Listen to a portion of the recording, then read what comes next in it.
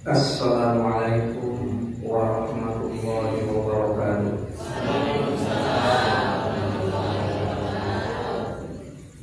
Bismillahirrahmanirrahim. Alhamdulillahilladzi faddalana ala katsirin min ibadihil mu'minin. Allahumma shalli ala nabiyyil hashimi Muhammadin wa ala alihi wa sallim taslima. Ila hadrati sultanil awliya wa qurbatil asfiya Rabbani wal Ghusis Somadani As-Sayyid Maulana Syekh Muhyiddin Muhammad Abdul Qadir Sayyidul Masrur radhiyallahu anhu wa qaddasa sirruhu al-Fatihah. A'udzu billahi minasyaitonir rajim. Bismillahirrahmanirrahim. Alhamdulillahirabbil alamin arrahmanir rahim maliki yaumiddin. Iyyaka na'budu wa iyyaka nasta'in ihdinas siratal mustaqim. Shiratal ladzina an'amta 'alaihim ghairil maghdubi 'alaihim waladdallin.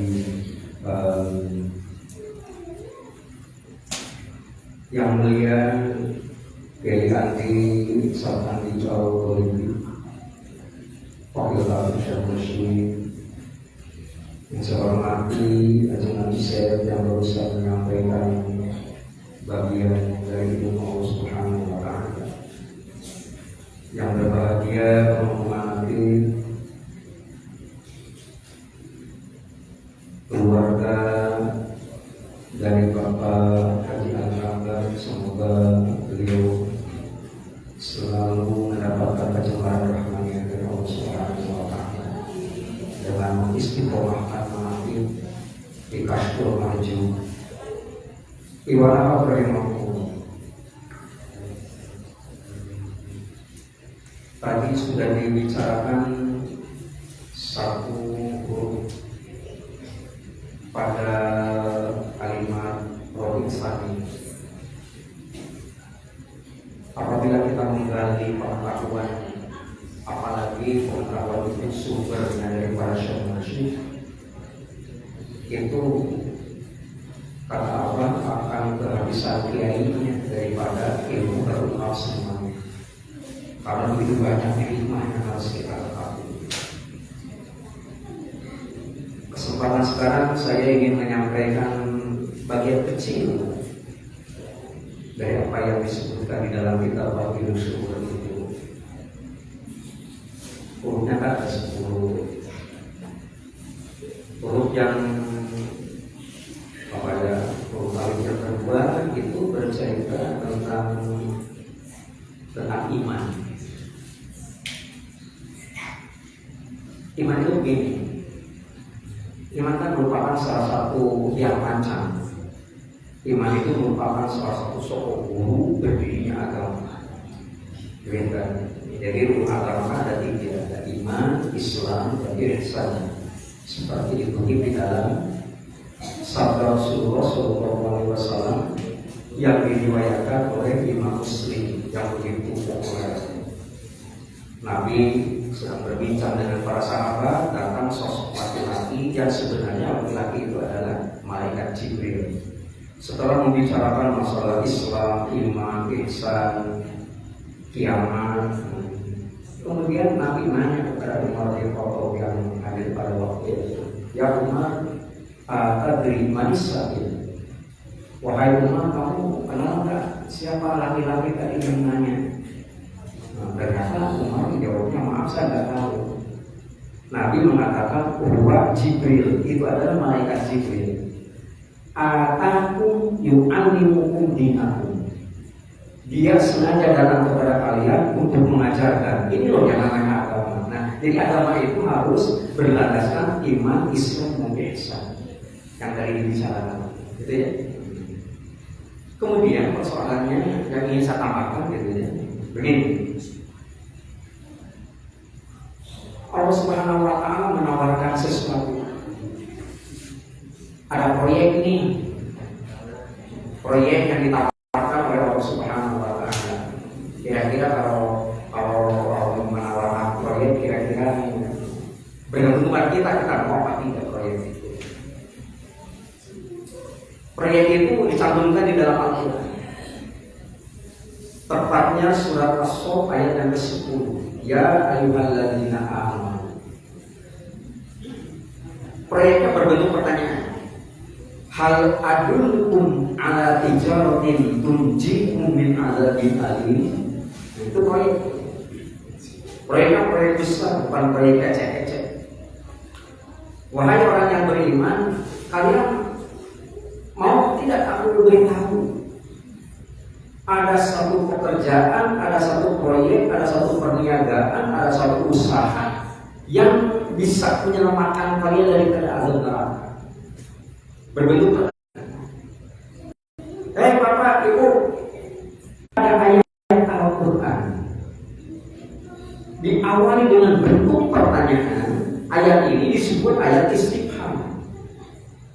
Ayat dalam bentuk pertanyaan. Kalau ayat berbentuk pertanyaan, kita tidak boleh sembarangan untuk menjawab.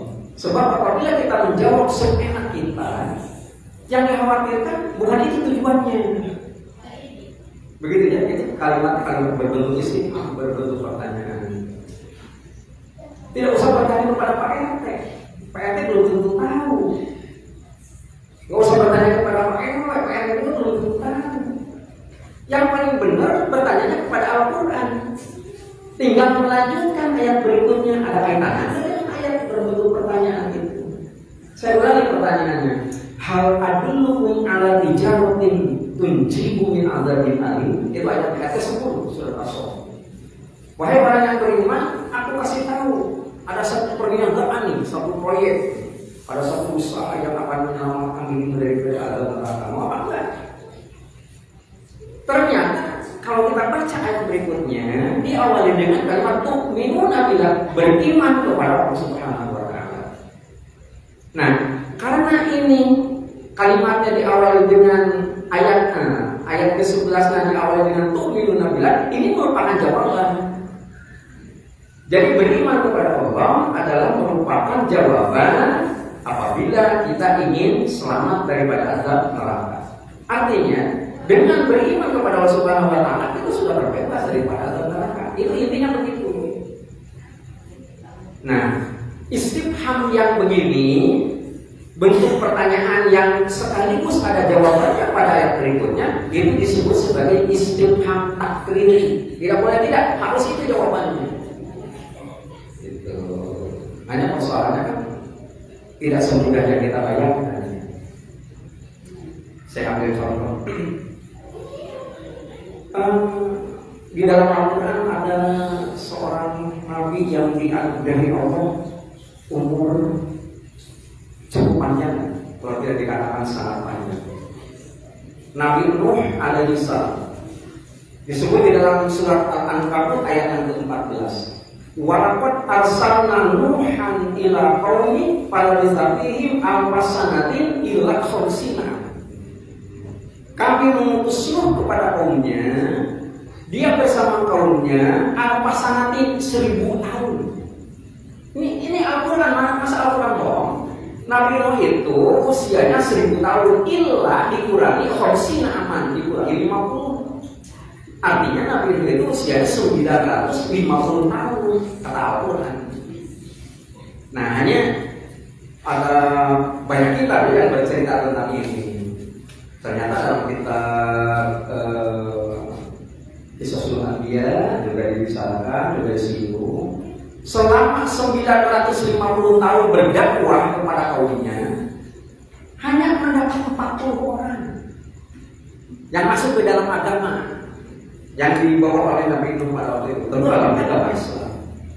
950 hanya dapat 40. Kayak kita bisa ngitung kan? Dengan menggunakan rumus matematika gitu ya. Jadi 950 dibagi 40 itu menghasilkan angka 24,6. Nggak nyampe 25, sebab kalau 25 kali 4 1000. Ini nggak nyampe 25. Artinya menjelang ataupun sudah mendekati 25 tahun dakwah kemana-mana baru muncul satu orang. Bayangin, dakwah 25 tahun hanya ada satu orang yang masuk dalam agama. Ini dirata-ratakan. Apa nggak kesal Nabi ini berdakwah begitu kepada umat? Beda dengan zaman sekarang. Zaman sekarang begitu gampang gitu. Pengurus TKN Bogor Raya menginfokan lewat tabel jadwal penertiban bahwa pada hari ini, ya, pada hari Senin 14 Oktober 2024 diawali dengan sholat maghrib berjamaah, dilaksanakan acara penertiban di Kastul Mahjub. Alhamdulillah ada kan? Luar biasa. Ada 200 orang ini dengan yang belum datang. Ya nggak usah diomongin, nggak hadir kan yang belum datang aja. Begitu ya.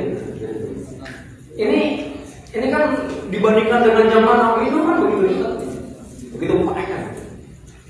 Tinggal baca pengumuman saja. Hari ini ada manakib di Kastul Mahjub lebih daripada umat Nabi Nuh alaihi salam yang kira-kira seperti itu. Nah, persoalan yang paling berat tentang iman ini, gitu ya. Ternyata yang tidak masuk ke dalam agama Nabi yang dibawa oleh Nabi Nuh ada anak kandungnya sendiri. Kalau orang lain tidak ikutan namanya saja orang lain. Ini anak kandung Nabi Nuh yang tidak mau. Dalam sejarah disebut anak kandungnya itu sendiri bernama Kan'an. Jadi ya, akhirnya Nabi Nuh diperintah oleh Allah Subhanahu Wa Taala untuk membuat satu kapal. Tentu kapalnya kapal air, gitu ya, kapal laut. Bikin kapal yang gede di atas gunung. Padahal di mana di gunung bisa ada air? Tapi dari perintah Allah Subhanahu Wa Taala dilakoni oleh Nabi Nuh SAW. Dan kayunya itu harus tanam dulu, pohonnya bertemu gitu. Setelah mulai nanam, pohon sudah mulai gede, ditebang, dijadikan papan, jadikan perahu. Setelah itu baru ada kelanjutan di Allah Subhanahu Wa Taala itu. Jadi Allah Subhanahu Wa Taala menurunkan hujan dan untuk mempercepat genangan air, bukan hanya air yang turun dari langit, tapi juga yang memancar dari bumi. Akhirnya air semakin tinggi terus, yang ujung-ujungnya kapal pun air pun sudah menyentuh kapal yang ada di atas gunung itu. Bahaya.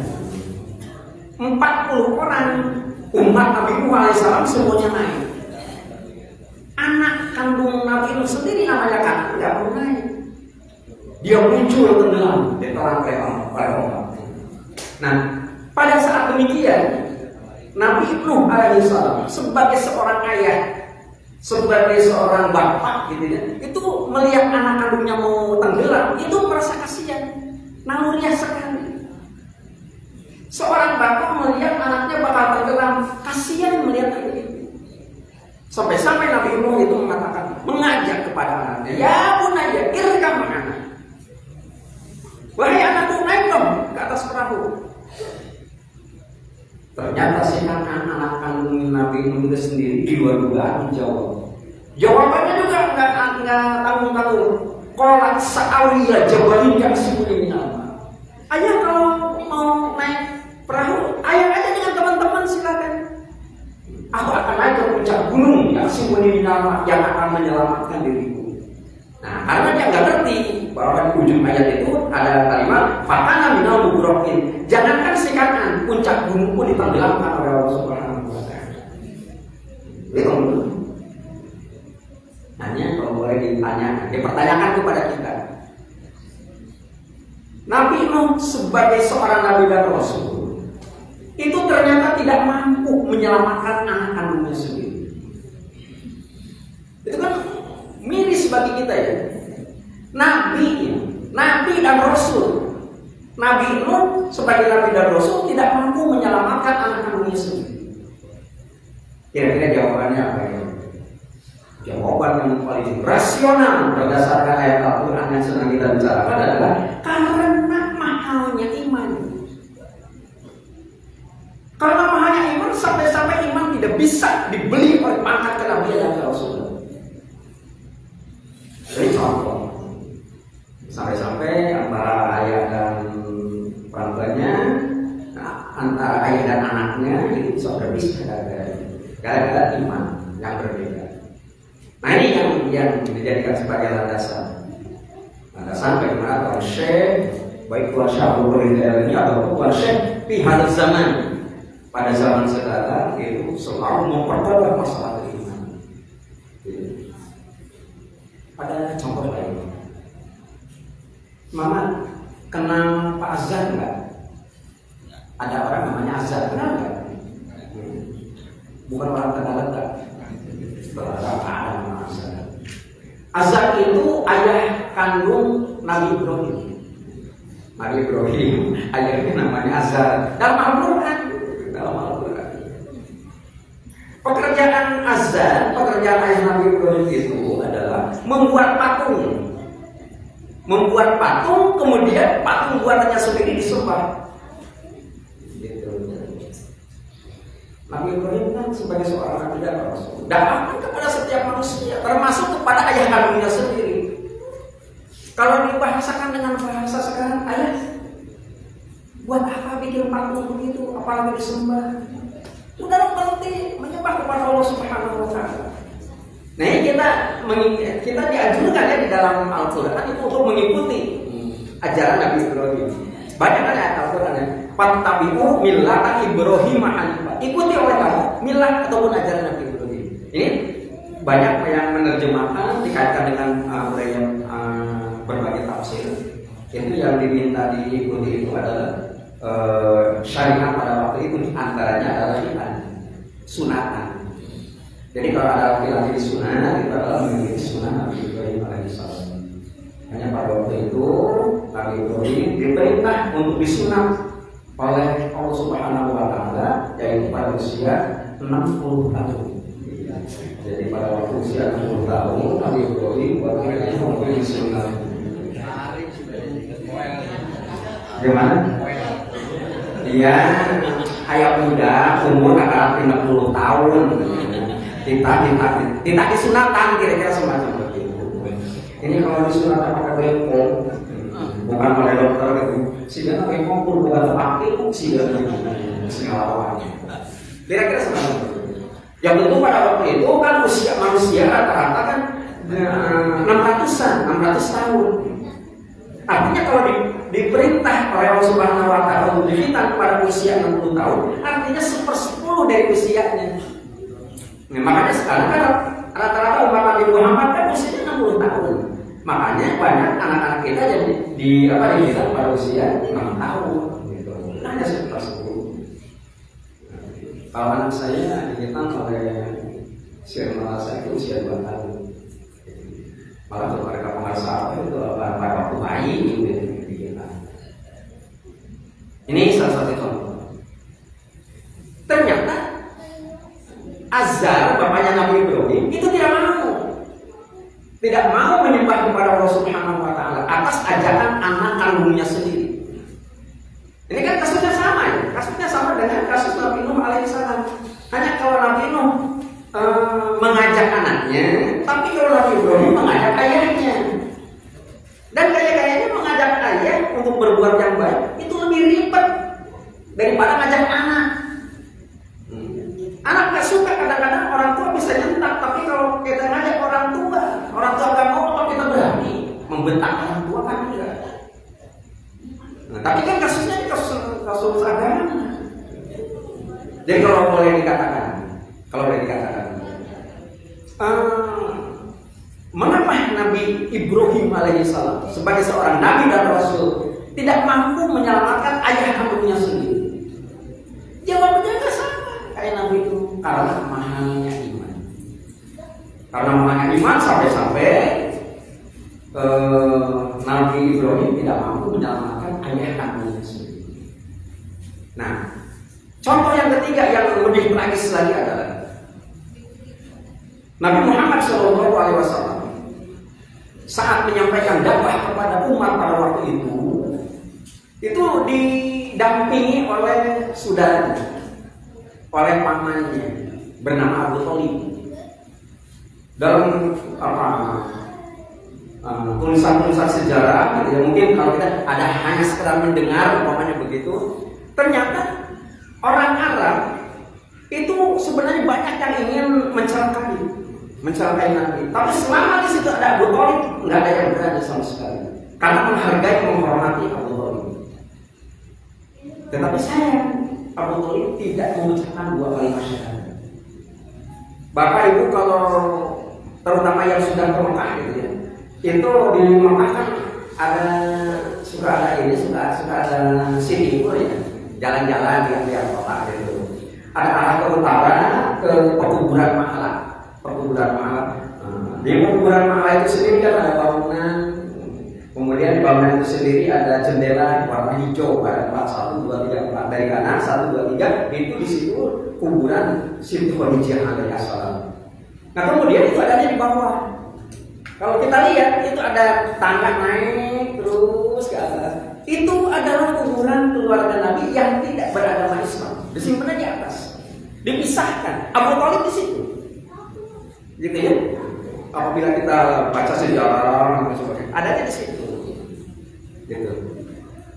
Sebagai seorang Nabi dan Rasul, Nabi Muhammad SAW juga merasa berkepentingan karena sudah didampingi oleh Abu Thalib sekian lama, sampai orang Arab jahiliyah itu banyak yang tidak mau untuk berhadapan dengan Nabi karena hormat kepada Abu Thalib. Tetapi saat Abu Thalib akan menghembuskan nafas yang terakhir, sampai bersumpah Nabi Muhammad SAW, wallahi ya demi Allah paman, ucapkan kalimat syahadat, paman akan selamat. Ternyata ucapan ajakan Nabi Muhammad kepada Abu Thalib itu pun ditegur oleh Allah Subhanahu wa taala. Ditegur oleh Allah Subhanahu wa taala sampai turun ayat, innaka la tahdi man ahbabta walakin Allah yahdi man yasha. Hai Muhammad, innaka la tahdi man ahbabta. Kau tidak akan mampu memberikan hidayah kepada siapapun, termasuk orang yang paling kau cintai sekalipun. Memangnya kenapa? Soal hidayah bukan urusan kamu, tapi urusan Allah Subhanahu wa taala. Innaka la tahdi man ahbabta walakin Allah yahdi man yasha. Yang memberi hidayah itu Allah Subhanahu wa taala. Jangankan Nabi Nuh, jangankan Nabi Ibrahim, Nabi Muhammad SAW juga tidak mampu menyelamatkan saudara. Begitu.